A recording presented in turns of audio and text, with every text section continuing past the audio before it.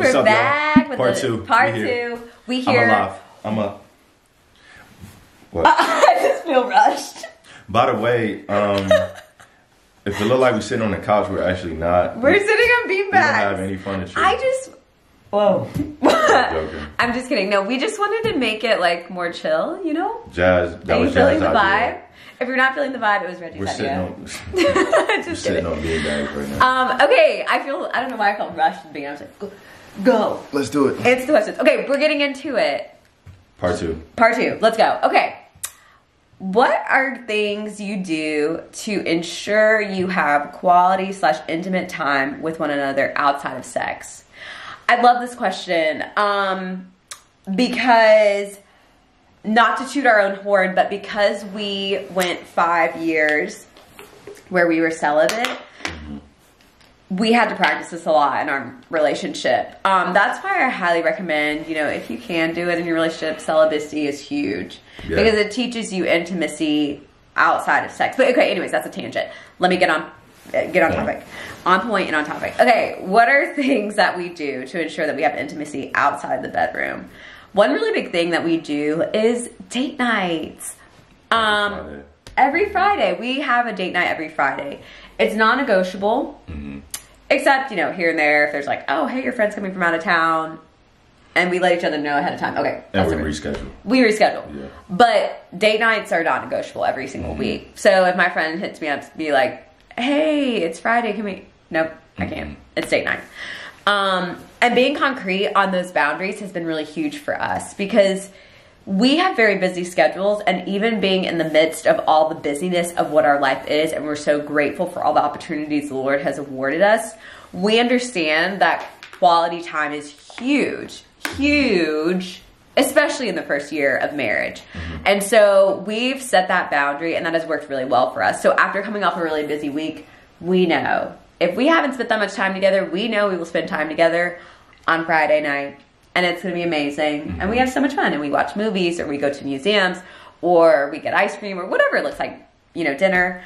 But I feel like that has been one really big thing. One really big way that we have built intimacy outside of the bedroom. Okay, next question. Cool. What's the next one? How do y'all manage finance? Okay, stop. Okay. How do y'all manage finances? Is it a one-person thing? No. Marriage is not a one-person thing. So. Oh, that's good. Because our finances are together, it's a two-person thing. We both have to be on the same page. We both have to communicate. We go over finances about once a week, once every other week.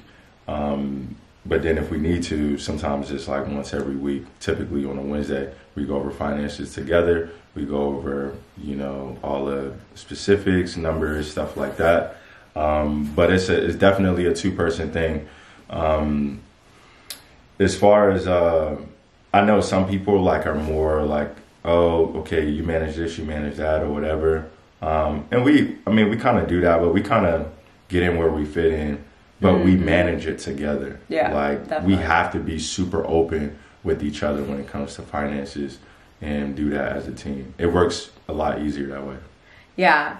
And I think tactically, I mean, we could do another video on finances because I do think that it would be beneficial to share with people like how us as a married couple, how we do finances.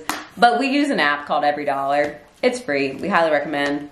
Definitely works. If you don't have a budget, get a budget, please. Yeah, that's Every Dollar makes it super easy. Yeah. Check it out. Yeah. So that's how we manage finances. But comment down below letting us know, you know, if you want us to do a finances video. We are not gurus, but we can share our experiences. Yeah. Okay.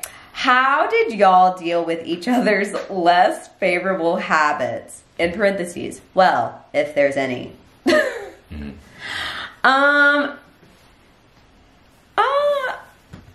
Do we have less favorable habits? Yeah. Yeah, absolutely. I mean, yeah. I don't know. It's like weird because I feel like a lot of them I kind of already knew that you had because we've been together for so long.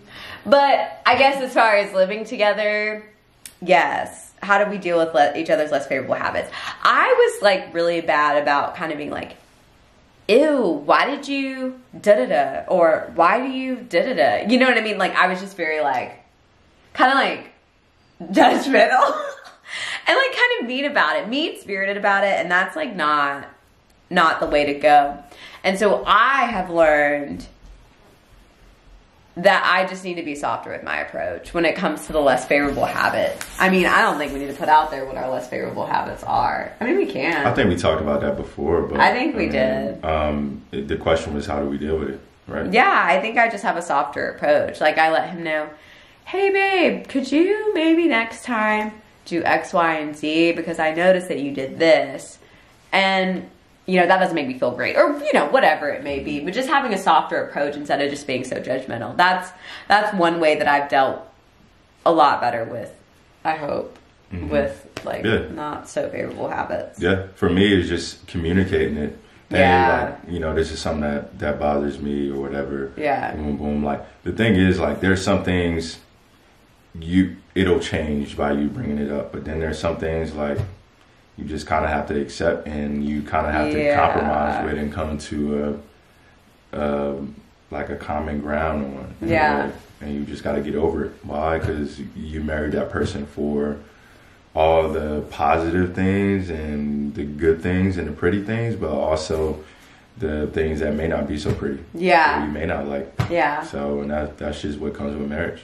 And one thing, just really quick, one thing that I realized about, especially about like what I consider unfavorable habits, a lot of times can actually be things that I have not dealt with internally that stem from my past. Okay, so what do I mean by that? Sometimes I can be very critical about certain things that he does that I look at as unfavorable, which they're actually not unfavorable at all. It's just things that I'm critical about because in my past, I've had a critical voice in my life that has caused me to have a critical internal voice, which has caused me to push that criticism out onto Reggie. Do you know what I mean? And so I would just say, like, especially if you're new in marriage or you're thinking about marriage and stuff like that, just kind of like check on yourself when it comes to that, because sometimes the unfavorable habits that your spouse has can actually go away when you kind of turn down that critical inner voice that you have on the inside, thinking that things need to be perfect or a certain type of way or whatever, because that's what you heard in the past. So just, that was free, no extra charge, but you know what I mean? Yeah. Yeah. So that has definitely helped us. Okay. We're moving. Okay. Last question, y'all. We're at 9 minutes. Okay. In what ways has marriage helped sharpen you as an individual person so far? Yeah. That's so good. You can go. That is a good one. Patience. Like patience, just in so many different ways. Also being loving, being open to listening. That has helped me so much. And the lessons that I learned in marriage and being married to Jasmine, like, it's taught me things that now, like, I implement and, you know, try to exemplify when it comes to other people and in other spaces. You know, but being patient, and extending grace, and being loving, also being very softer with my approach, my outlook on people, how I deal with people, and how I communicate with people. You know, because I can be very, like, I can leave out the soft part. Like, when it comes to my responses, I can be very solution driven and like, okay, that's the problem. What's the solution? Let's focus on the solution. Let's not talk about the problem. Let's not talk about what's going on. And there's been plenty of times where, you know, Jasmine's come to me about something that she was going through at work or something, and she's like venting, and I'm like, okay, but did you do this? Or, and I'm over here trying to come up with a solution. She's like, yo, like, I just want you to listen. You feel me? So really, really deciphering, okay, when is it time for me to go into problem solving mode? When is it time for me to just listen? And a lot of times I don't know. Naturally, I want to just go into problem solving mode. So what do I have to do in those situations? Ask, what is it that you need from me? And if you're a friend of mine, or you know, you're very close with me. A lot of times I'll ask you, okay, what is it that you need from me? After you just share with me or vent it to me about what's going on, what do you need from me? Do you need me to just listen? Do you need a solution? Can I be honest with you? Like, can I be real with you? Yeah. Because honestly, if you want a response from me, like, that's the only way I'm going to be able to give it to you. So if you don't want a real response from me, then I would prefer to just listen. But just being able to decipher and understand, you know, when to listen, when to speak, patience, and all of that nice stuff. That's really good. Hold, please. Okay. For me, I would say the ways that marriage has sharpened me as a person is it has made me more empathetic, and it has also given me thicker skin. Empathetic in the fact that Reggie and I have grown up in very different backgrounds, which is so awesome, and I think it's one of the best parts about our relationship. However, in certain situations, I can have a certain mindset because I grew up a certain way, right? But because Reggie grew up in a different way, he can help me be like, well, babe, you know, this is how I grew up, or this is how I look at it because of the way that I grew up. And so now whenever I go into other situations where there's people who are different than me or whatever, now I think to myself, well, how did they grow up and what did they experience? And could they be responding in this way because of how they grew up and they just don't know or whatever. So it has caused me to have a lot more empathy, but also thicker skin, in the sense that I understand that people's words towards me or actions towards me are not always about me, but it could be something deeper, because there have been many situations where Reggie's done something not even thinking that he's hurting me, but it hurt me nonetheless, and I have to bring it up, and as he processes through it and stuff, he's like, oh, you know what, I just realized that that's a response because when I was growing up, da-da-da-da-da-da. And so now, let's just say, especially when people are kind of snippy with me or mean to me, I don't look at it as, wow, you're just a jerk and a really mean person. But I look at it as, oh my gosh, what did they go through growing up to make them respond in that way, in a mean-spirited way, which is actually covering up a form of protection for them.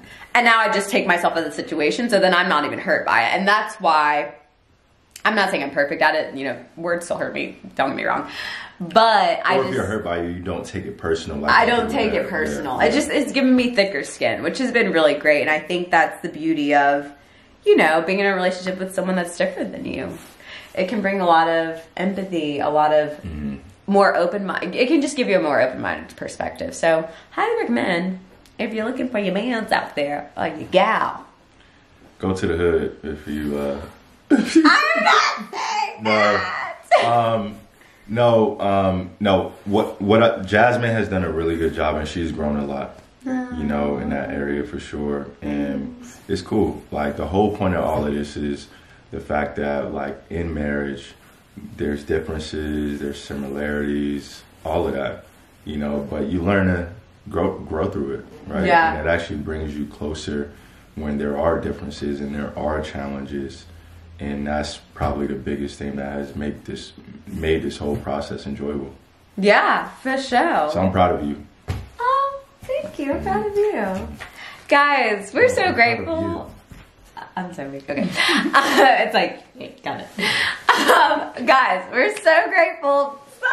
We're so grateful that you guys kind of hung out with us. I'm glad that this was just a chill little question and answer sesh. Why are you laughing? Am I doing something weird? Okay. This is our life, guys. This is real life. But we're so glad that you guys hung out with us. Comment down below letting us know what other videos you want to see. I heard you guys on my community forum. Also, if you guys didn't know, there's a community tab on YouTube. No, and like, I'm always like chatting with my peeps over there. So if you want to chat over there, don't forget that. But I was just saying, there's a community tab, and we were talking, and I was asking people like, what do they want to see? And a lot of people want to see vlogs. Do y'all for real want to see vlogs? Comment down below, let me know. I'm like kind of shook. They were like, vlogs about like your morning routine and a day in the life. And I'm like, why do you want to see my life? Like, I'm kind of boring. People are nosy. Don't call my subscribers nosy. Don't just... It's okay to be nosy sometimes. Anyways, but comment down below letting us know, or letting me know, what other videos you would like to see. Love y'all. We love y'all. And be on the lookout. Of course, she said that video, but I think we're going to do a live soon. Oh yeah, live on Instagram. Definitely. Just talking about marriage stuff. Yep. So y'all know my Instagram handle is in the description box. But we love y'all so much. Don't forget to like and subscribe. Comment down below and share with a friend. Jazz is almost at 1,000? 900? 900. But we're trying to get to 1,000. That's like... We'll be there soon. So help her get there. Please like, subscribe, and thanks, y'all. Comment down below. But we love y'all. Y'all are the best. And we can't wait to see you in my next video. Shout out to y'all. Bye. Bye. Bye.